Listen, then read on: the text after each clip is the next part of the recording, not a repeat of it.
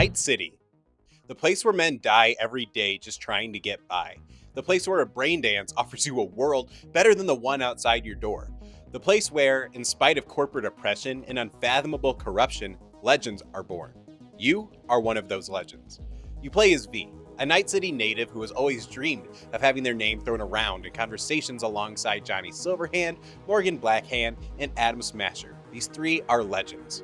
With the help of a good choom, Jackie Wells, V finally sees a path towards drilling his name into the back of every fixer's head across Night City. The job to end all jobs. When it comes time to prepare, you, the player, are thrown out into the neon jungle that is Night City, and that's when the opportunities begin to dawn on you. Around every corner, beneath every bridge, in every godforsaken dive bar, awaits a person, a cyber psycho, or a gig just begging for your attention. You can feel that anticipation grow with everything you accomplish. Fame is no longer a question of if, but instead when. As you explore, you go stronger, every passing minute leaving you prepared for the big job with Jackie. Every body you drop reinforces the idea that no one will ever be the one to drop you. You are unstoppable. And yet, you are stopped. The day of the big job comes and shit goes sour. You're left alone with a ticking time bomb stuck in your head. You have only days left to live, maybe weeks if you're lucky. The entire game changes from a race to the top to now a race against the clock. If you don't find a way to defuse the bomb in your head, and soon, you're a dead man. Except you aren't. There is no race against the clock. The bomb in your head? Well, that's more like a friend you want to keep around. In the game itself, the only way it changes is by now offering you even more. More gigs to discover, side jobs to complete, people to meet, cars to steal. You get the picture. The story is telling you that you're at a mad race to the end, whereas the gameplay is telling you, take your time, soak in the sights, smell the roses, what's there to lose? You see, Cyberpunk 2077, for all of its glory, suffers from what I like to call the time dilemma. This is a paradoxical state of game that arises when the story urges the player on, but the gameplay urges the player to take it slow. This dilemma prevents the player from ever getting as immersed as they could have if the story weren't so urgent or if the gameplay echoed the same urgency of the main story. But here's the thing, this issue is far bigger than Cyberpunk 2077. The time dilemma plagues almost every RPG that I can think of. In The Witcher 3, you're tasked with finding Ciri, who's like a daughter to you, because you fear that her life's in danger. But that doesn't stop you from playing every game of Gwent that passes your way. Or what about in Baldur's Gate 3, where you're tasked with finding a cure to the parasite in your head, and then you have to find a way to stop the Absolute from taking over the world. Even though those stakes are high, it doesn't stop you from helping your friends fulfill their lifelong desires along the way. Or what about Fallout 4, where you literally watch someone kidnap your son and shoot your wife dead in front of you, and you decide to build a couple cities, explore a couple buildings, start a war, end a war, join a faction, leave a faction, all before you find your son's kidnapper and your wife's killer. The time dilemma is everywhere, and I could probably spend the entire video just giving examples of this in popular games. Despite how much I love these games, it's something that really irks me. Why are you rushing me to move along? You've given me all these toys, you've shown me all of these things to discover. Why shouldn't I take my time with them? Or on the flip side, if the matters are so pressing, why are there no consequences for not hurrying along? Why isn't there anything stopping me from taking as long as I want?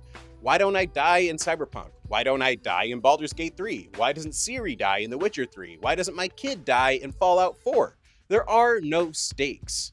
I get why developers do it. A story in a video game is just like the story in a book, and if it doesn't grip you in the first couple of pages, it could lose you forever. So you gotta make those stakes high. You gotta give weight to the world the player's going to explore.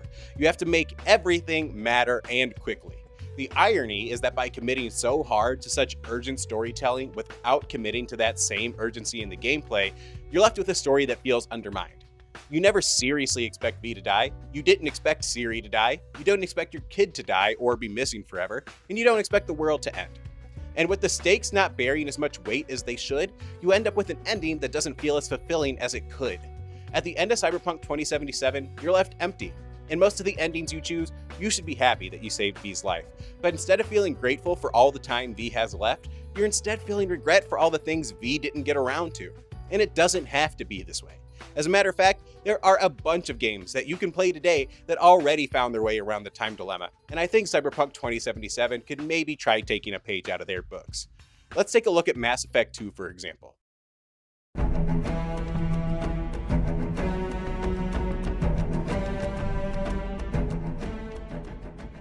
Mass Effect 2 means the world to me, more than I could possibly describe. From the aesthetics, to the gameplay, to the characters, I love absolutely everything about Mass Effect 2. But I think what I love most is how well this game handles its story. For those unfamiliar with Mass Effect, let me put you on game for a second. You play as Commander Shepard, a hero who died saving the galaxy and was resurrected to save it again.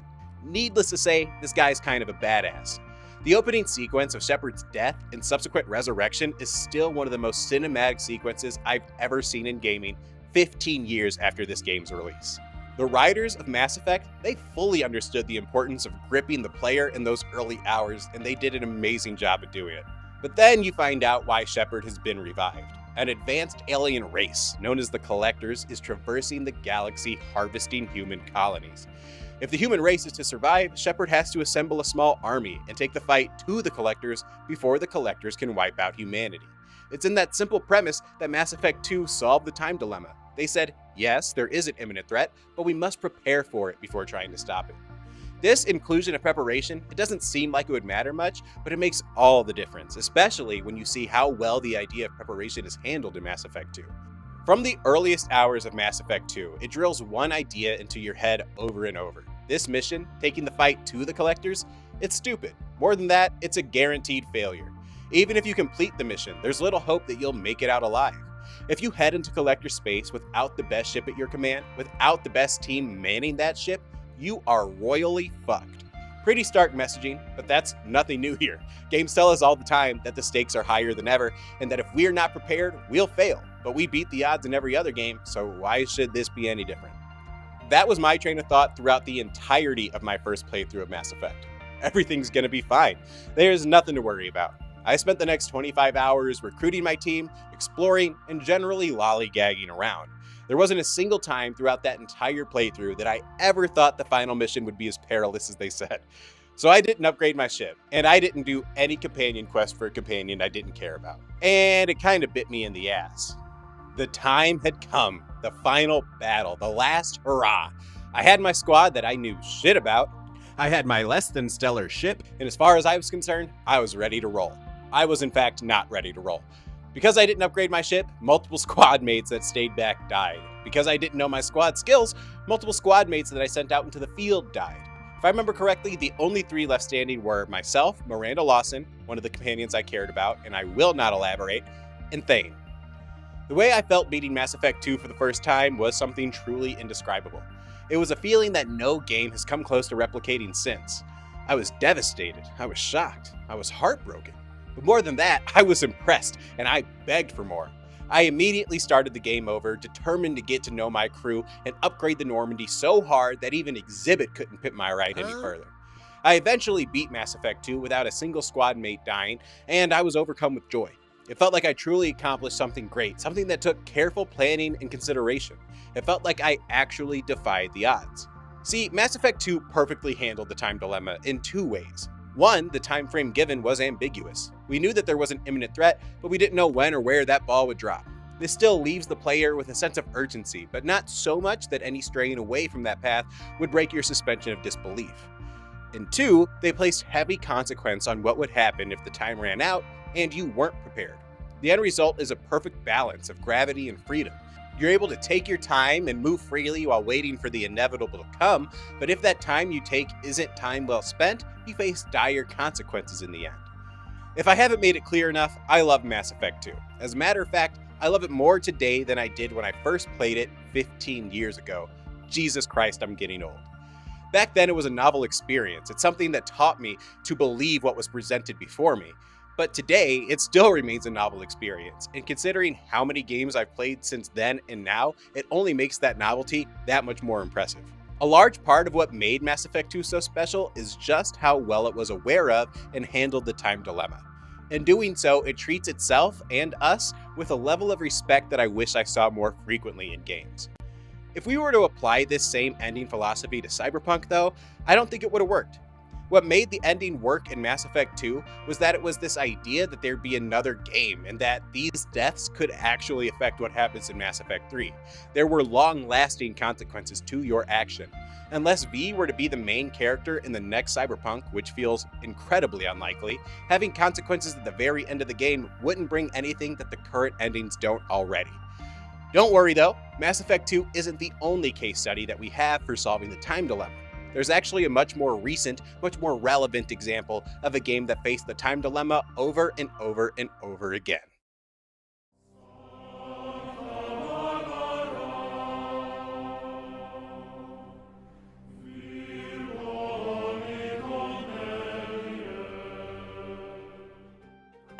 Kingdom Come Deliverance 2. In 2025, this game became my home away from home. I can't tell you how many hours I put into this game, probably hundreds, and I'm still nowhere near done with the game. There's so much I love about it, so much that feels like it's speaking directly to me. Every time I boot up Kingdom Come Deliverance 2, I'm left in awe, and I feel a tinge of excitement urging me to explore more. Kingdom Come Deliverance 2 captures a magic that I really struggled to describe. It's so amazing that I really should dedicate an entire video to just that game. But if I had to summarize how I feel about this game in just one sentence for this video, I'd say that Kingdom Come Deliverance 2 is for the boys. Like in the same way that Red Dead Redemption 2 gave us one for the boys in an epic cowboy adventure, or Ghost of Yotei gave us one for the boys in an epic samurai adventure, or Assassin's Creed Valhalla in a Viking adventure, or Assassin's Creed Black Flag in a pirate adventure, we really are easy to please, aren't we? Anyway, in the same way that those games appeal to my male fantasy of living life as an iconic historical badass, Kingdom Come Deliverance 2 is one for the boys in the way it lets me live out the dream knight's life. There's action, there's adventure, political intrigue, and even a little bit of romance. Warhorse Studios knew what I wanted from a game, and they delivered on that in spades. In Kingdom Come Deliverance 2, you play as Henry of Skalitz, the same protagonist as in the first game, as he finds himself in loads and loads of trouble.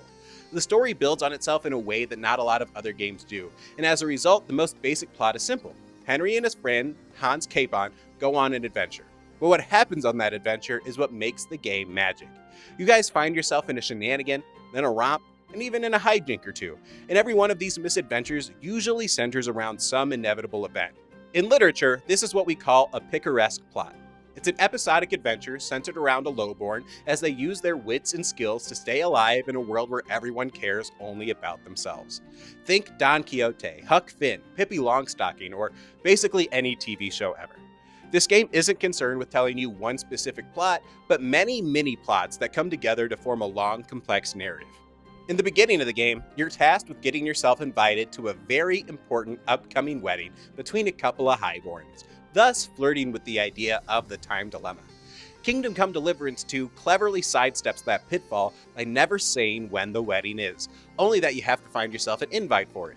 With that simple yet direct objective, Warhorse perfectly motivates the player while still leaving a bunch of room for them to explore and take their time without the wider context ever coming into question. Cyberpunk certainly could have taken this approach, but that would have undermined its narrative as well. Knowing that you'll die sometime is no different from how you or I live today, or how V lived before having the ticking time bomb stuck in his head. For the fear of death to actually feel meaningful, V had to be given a specific time frame. But this isn't the only deadline introduced in Kingdom Come Deliverance 2, so maybe the answer lies elsewhere. Later in the game, Henry finds himself tasked with busting Capon out of prison before the hangman comes. Here, the clock is literally ticking. Capon is set to be hung following the 12th ring of the nearby church bell. If you fail to save him by time that bell rings, Capon dies and the game ends. If you save him, the story progresses and you get to go on your merry way. It works really well to create a tense section that segments the game between one part and the next, but let's see if it would work for Cyberpunk.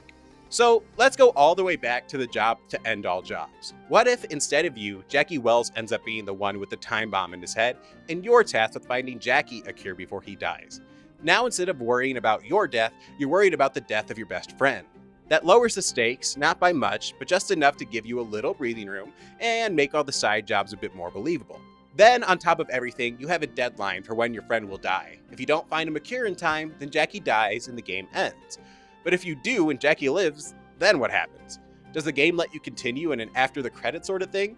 In Kingdom Come Deliverance 2, it works because the prison sequence is only a third into the game. It's a bridge, like I said. It's only one quest, it's a small sliver of a much larger narrative. In Cyberpunk, on the other hand, this is the plot. There wouldn't be much motivation to continue after saving Jackie. There's gotta be some game that circumvented the time dilemma in a way that would work for Cyberpunk. There has to be one developer who has thought about this. Enter CD Projekt Red. Wait, no? Enter Rebel Wolves, the developer behind the upcoming game Blood of the Dawnwalker. I get them confused because Rebel Wolves was actually founded by ex-CD Projekt Red developers, including the director behind The Witcher 3. In Blood of the Dawnwalker, you play as Cohen, a man torn between two worlds. You see, he was turned into a vampire, at least partially so, and it's up to you to toe the line between human and vampire. But don't get it twisted, this game centers around the time dilemma more than any other game I can think of. You have to save your family in 30 days or they die. While this is all based off of pre-release information and could prove to be wildly untrue, it seems like Blood of the Dawnwalker perfectly solved the time dilemma by committing to one of the biggest no-nos in gaming, a timed main quest. Some are already skeptical, saying that they would hate a game with a strict time limit. I, on the other hand, couldn't be more excited. Rebel Moon seems to completely understand how to use a strict timer to solve the time dilemma. While the main quest is to save your family, the game isn't scheduled to end there regardless of whether you save them or let them die, which leaves me to expect that you'll see a world state change at the end of the game, or at the very least a change in Cohen's personality, as well as offering new side quests popping up depending on what ending you choose. To tell you how I really feel, I think this is absolutely brilliant, and it leaves me frustrated that it wasn't implemented in either The Witcher 3 nor Cyberpunk 2077, because I think both of those experiences would be better if this was the approach they took. Like, take the Bloody Baron questline from The Witcher 3.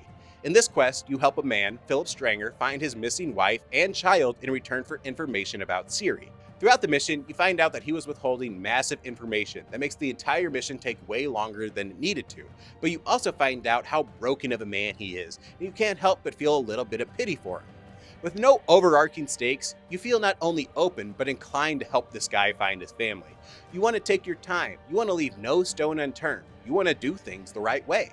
When you find out he's withholding information, it's nothing more than a mild annoyance compared to the sadness seeping out of this husk of a man before you. But what if there were a timer? What if you knew you only had days to save Ciri?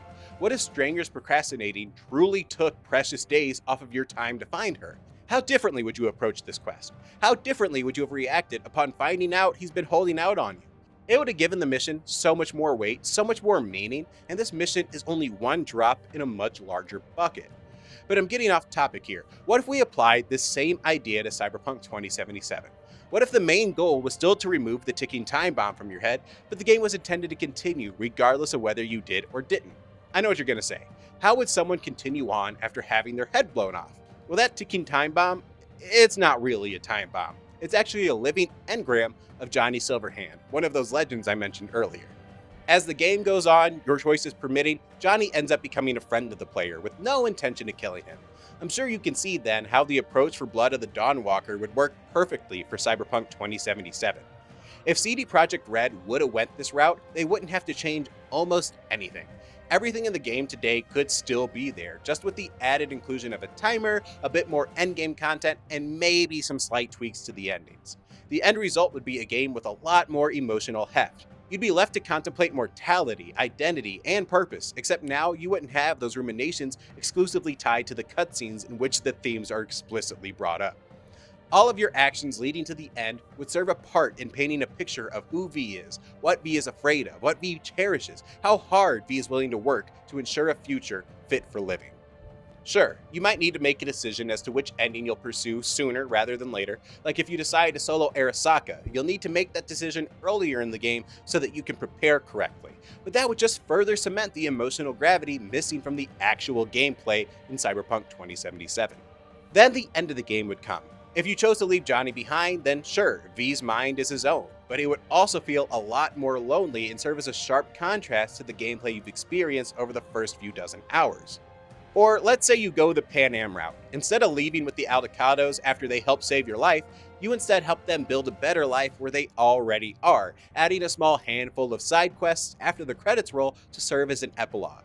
By implementing this idea that the creative director of The Witcher 3 had, CD Projekt Red could have turned an already amazing game into an emotionally charged masterpiece of a narrative where the story and the gameplay live to enhance the other. But before I end this video, I have to make one thing clear. I love Cyberpunk 2077. This video might flop, and I might sound silly for saying this, but I have a feeling this could be my first video to blow up, and if it does, I really need to make something clear. I'm not trying to tear this game apart. Even though I do feel a disconnect between the narrative and the gameplay, it doesn't take away from all of the amazing that this game offers. The combat is some of my favorite in any game, the story itself is still fantastic, and the Phantom Liberty DLC is even better. The character interactions give me life, the driving kinda sucks, but even the cars themselves are cool. The aesthetics are sick, the world building is awesome, I love Cyberpunk 2077. It's from a place of deep reverence for this game and a longing to one day direct a game of my own that I use Cyberpunk 2077 to highlight the issue that pops up all the time across the industry. I say this because I saw how many people ran with Nakey Jakey's critiques of Red Dead Redemption 2 and used that video as gospel to tear the game down, and I don't want this video to be that. I want you to leave this video thinking about the time dilemma, identifying it when you see it in games, and thinking of ways games can get around it. It might not feel like we're doing much just talking about things online, but by discussing and championing solutions, there is a good chance we'll see them pop up in future installments of our favorite games. I love Cyberpunk 2077, I love video games, and I hope that maybe, just maybe, this video can play a role in making the next Cyberpunk better and stopping this stupid time dilemma from popping up in the future. Please let me know your thoughts on the time dilemma down below. Until then, I'm Dante, and content like mine wouldn't be possible without viewers like you. Thank you.